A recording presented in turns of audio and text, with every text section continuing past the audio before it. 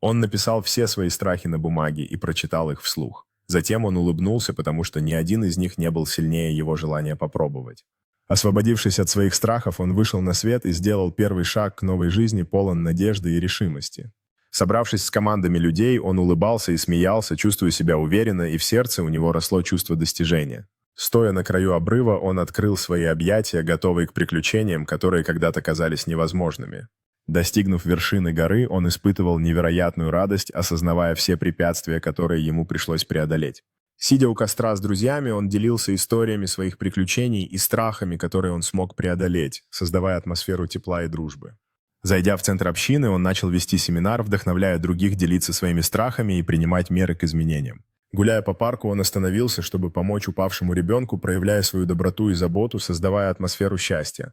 Проводя встречу группы поддержки, он вдохновил людей делиться своими страхами и победами, создавая атмосферу единства и силы.